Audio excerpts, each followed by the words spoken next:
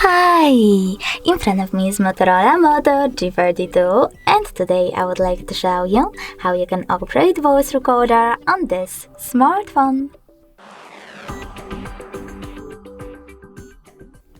You need to begin by accessing Recorder app. It should be in Apps menu.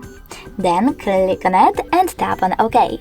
Following that, just while using the app, click on Allow and finally click on this red button to start your recording.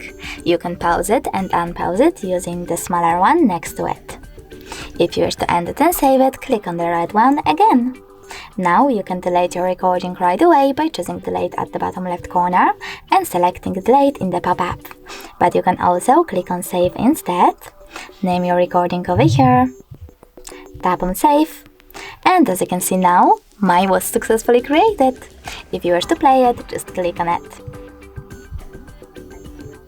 If you wish to delete it though, you need to go back and hold it. After that, select this pen icon at the top right corner and confirm your choice in this pop-up.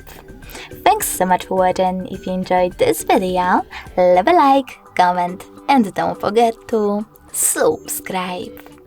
Bye!